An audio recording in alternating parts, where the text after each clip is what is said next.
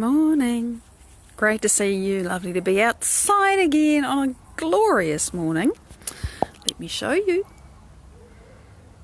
And you can hear the unaccustomed sound of more vehicular traffic going down the road, because today is the day New Zealand goes from level 4 lockdown to level 3 lockdown, and it means that more business gets to do its thing. So celebrating that. Good morning, Nora. Good morning, Andrea. Good morning, Bernadette. It's great to see you just doing a 360 of the sky, because it's a beautiful day. And, well, this is what's flowering, now that you can see it. Just this wonderful purple campanula that's almost always got some flowers on it somewhere. Let me get a bit closer. Look at that, it's just glorious. It's got little dewdrops on it, and you can see behind it, that thorny thing is a gooseberry bush. Yeah, I mean, everything's shutting down for winter here. Something else that's just happening a little bit unseasonal but beautiful is this, another kind of campanula. Here you go, Campanula Elizabeth it's called, and it's got these dotty, hairy flowers inside. Morning, Linda! There you go, now you can see. So, there's little things. There's always something happening in a garden.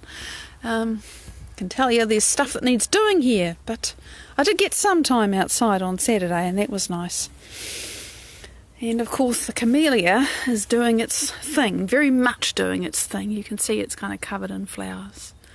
So, that's the outside world. Everything is covered in water because we had wild weather overnight, and it rained and it blew, and now the wind is gone. So here is spirits. Oh, that's so cute. Well, you could have mine, Bernadette. Once you've got them growing, they're pretty hard to destroy, let me tell you, and they're very, very thorny. Okay, so I got to seen something else I have to show you. It's too beautiful not to.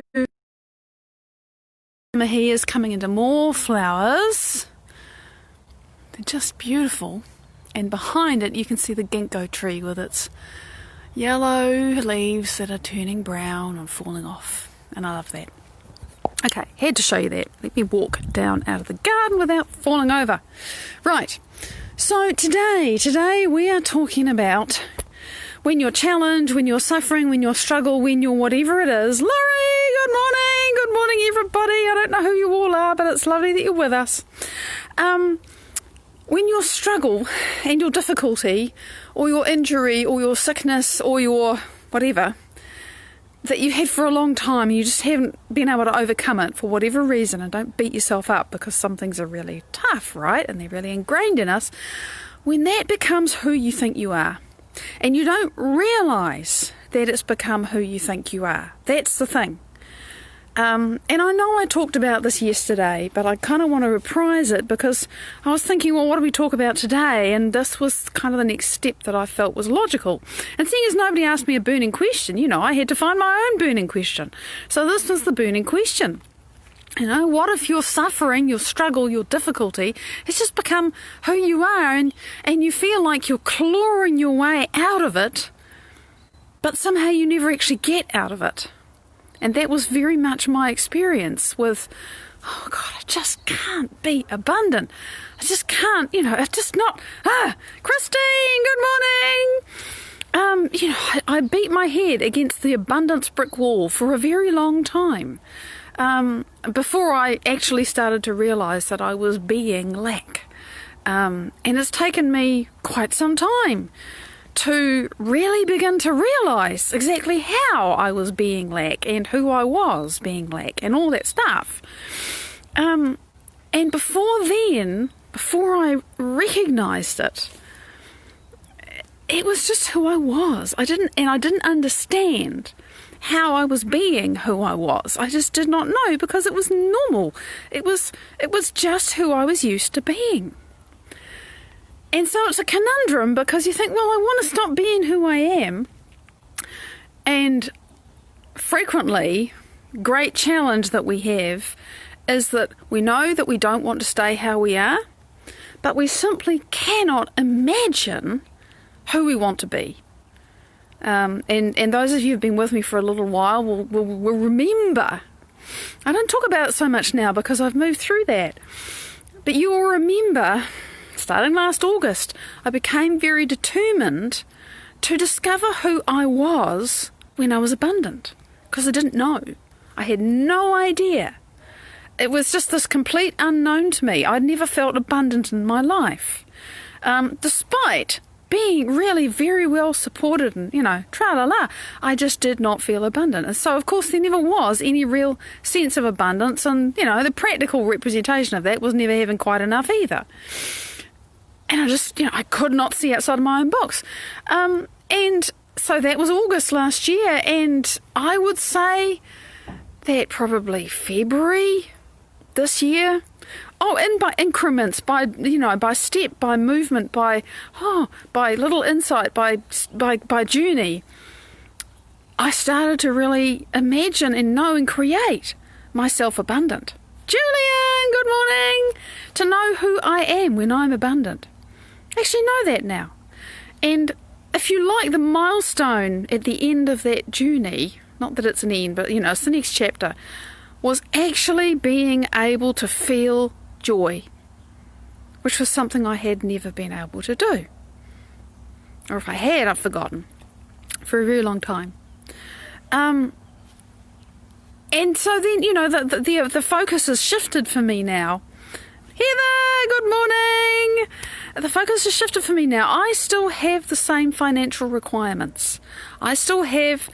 Yeah, I am very determined. You're right, Laurie. I've never been short of determination or commitment. That is in itself a potential for just being a struggler. Just carrying on, and busting your ass on things that don't work. Okay, that was what I did. So, of course, everything was about struggle and difficulty. But you're right, determination, once it's correctly directed, can be really, really useful. Serves me well. But before, I was a millstone. So I started to get to know myself abundant, and it's pretty damn good. I feel it, and I still have the same challenges, but they don't make me feel lackful anymore. I fall into lack from time to time. Everybody falls from grace, as my hero Joe Dispenza says. The point is, how long are you going to stay in that reaction of, or whatever it is? How long? Because emotional intelligence is being able to shorten that refractory period.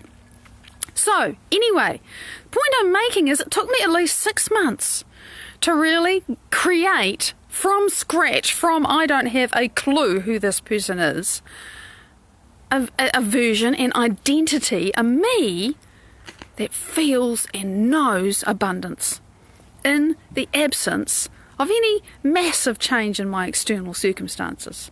Now, of course, in that process, I have actually let a little bit more in. But the vast changes on the inside, the vast changes in me, and it is independent of my circumstances.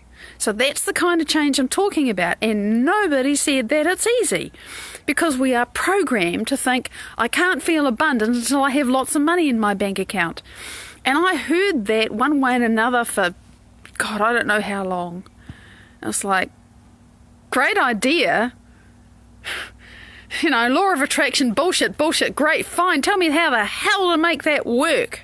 And I couldn't, of course, because I didn't understand, that I didn't know how to make my brain coherent, and I didn't know how to make my heart coherent so that I could have a clear intention of what I wanted and an elevated emotion about it.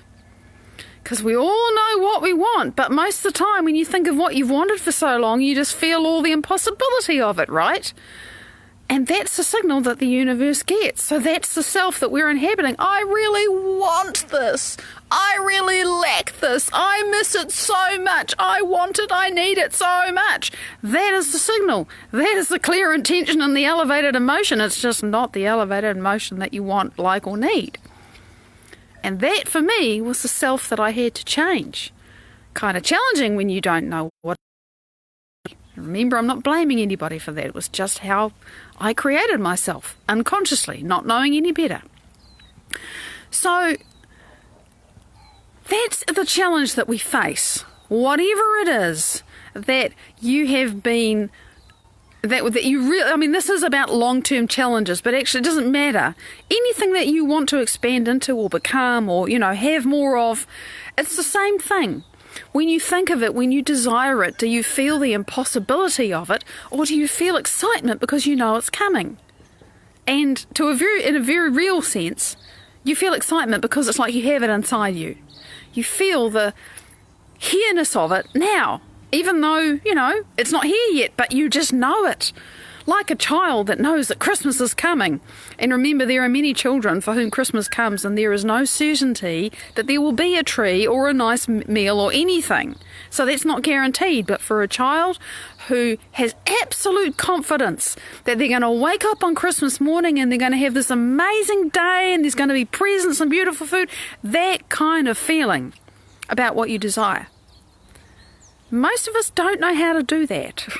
Okay, that's why it's taken me 6 months to really connect with my self-abundant. I'm actually doing a new creation now. It's about opening my heart. And those of you who are sensitive to energy and vibration will have noticed a significant shift in me in particularly the last few days. But it's been building, it's been coming.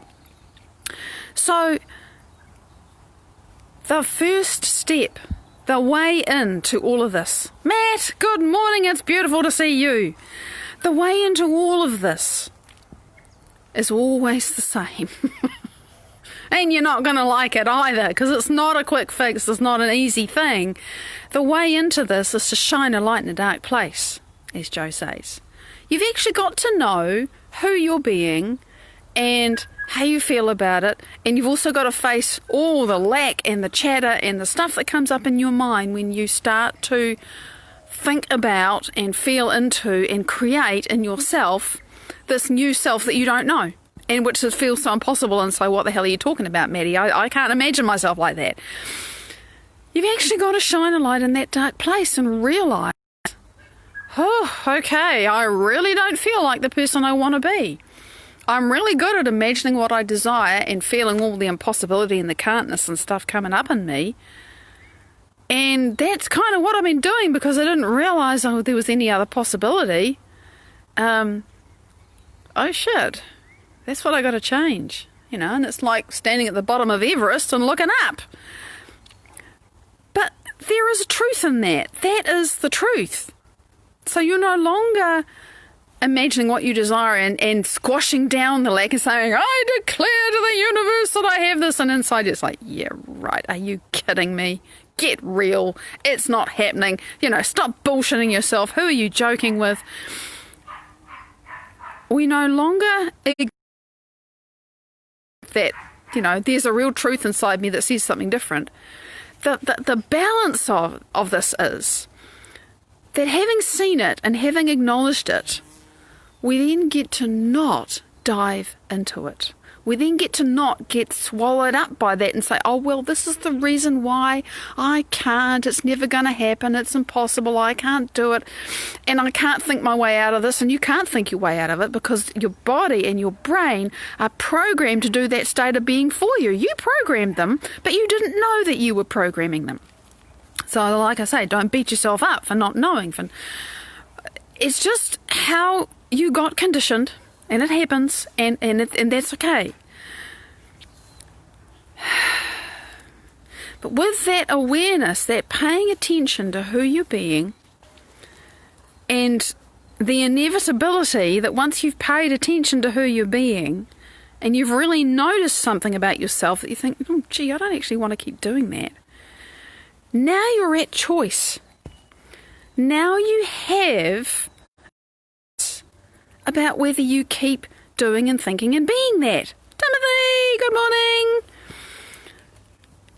And again, as you've heard me say very often, sometimes the choice, you make it once in the day and it's easy and you're feeling good and, nothing comes along to scare you or to make you angry or fearful or whatever it is. And other days, you feel like you have to choose every time you look around. Because there's so much in your environment that says it's impossible, it's not happening, your body's still hurting, you still can't pay your bills. You'll never get that new job. You'll never get a house. You'll never get a partner or a friend or a whatever. There's so much around you that says, stop joking, stop kidding yourself, this isn't happening, because you can't see any evidence of it, right? And, it's sensible enough. We look for evidence. We look for something to prove to us that what we're starting to hold true inside ourselves is actually happening. But the thing about the way that I'm learning to create my life and the way that I actually am creating my life now is that doesn't work. Because if I'm looking outside of myself for, evidence to show that what I'm doing is happening, that can only come, what am I trying to say here?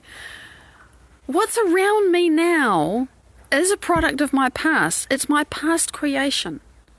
And my thinking and my feeling and my state of being and what I do habitually when I'm not conscious and when I'm not thinking, that's also entirely in the past. So if I want to move into and become a new person, a different state of being, and just let go of who I've used to being, which is the bit that I've just remembered I want to talk about today because I've been doing so much of it, then everything that's in my head and everything that's around me, all the evidence, because it's all about the past, not only becomes irrelevant, but not infrequently, it's actually a lie. Or rather, it's no longer true in terms of the you that you want to become. So it's like we have to unplug ourselves from the matrix and stop believing everything that we see and hear and taste and touch and smell and, that's how deep this change goes. And, that's part of letting go of who I've been. And I'm reminded, so I'll share this with you, I'm reminded of something that Joe says, he says, I do these interviews and people say right at the end, what's the best way to get happy or the best diet to do? It's a sort of a one-stop fix yourself bullet, which of course there isn't one. And he says, stop being sad. If you want to be happy, stop being sad. And you think, what the hell are you talking about? But this is actually true. It's just not easy, because if it was easy, everyone would do it. If we do have the ability to create internal states ourselves, independent of our circumstances, which I can honestly say is true, and if I can do it, you sure as heck can, then no matter how hardwired our difficulty is in our brain, how conditioned our bodies are, how automatically it all happens for us because we've allowed it to be programmed because we didn't know any better, we can change it. And we actually have to keep choosing to stop. And there have been days when the same old thoughts would run through me. It's like, stop, I'm not doing this anymore. And I carry on, stop, I'm not doing this anymore. We have to decide so often, so deeply, so powerfully, if we're just going to carry on being who we've been or not. There's nothing more I can say. And it's absolutely true that my most powerful choices are made when I am deep in the unified field and I am beyond myself. So all of the past, all of my thinking, all of my usual chatter and my fears and the people that I'm concerned about and the stuff that I'm trying to make happen, it just ceases to exist. It's not there. I really do become pure awareness. And when you've shared all of who you are, it is very much easier to feel all you can be. The limitless possibilities of who you can be if you choose. I can't really say it more. I can say that, but I don't know that communicates what I know about that experience. It's kind of something you have to create for yourself. But it really is true that we can create anything. We just really have to decide very deeply, and we have to go deep enough in ourselves to get past our own resistance. That means for me slowing down my brain. It means getting deep into the unified field. It means making my brain coherent and making my heart coherent, which is the part that I'm really having to practice. Because, Joy, are you joking? Open my heart, really let love in? It's been really strange. It's really beautiful, but it's like, really? That's what it's like? So, if you want to become somebody different and have a different experience in life, you have to stop being who you've been. And you have to stop being who you've been over and over and over and over and over again. And however you choose to do it, that's what it's about. Nothing's going to change until you become somebody else. Really, I just said that. It's true. And, I've talked about the sort of, not 101, the pre-101 that happens, we get these super highways about inside our brains, about who and how we're being, and our bodies get conditioned to it. And that's the resistance. That's all the stuff that says you can't do this. It's in your brain, it's in your body, but it's not who you are. Who you are is anybody you choose to be. So sometimes we have to choose a lot and very deep and very often to be somebody else. So that's what I want to talk about today. Thank you so much for joining me. And in 3.5 hours, I will be back to tell you about the update from Sang Marie in the Gambia, about what he's been up to. It's interesting times over there. It's interesting times for all of us, one way and another. So if you can join us, it'd be lovely to see you. If not, I'll see you tomorrow. Big love. Bye-bye.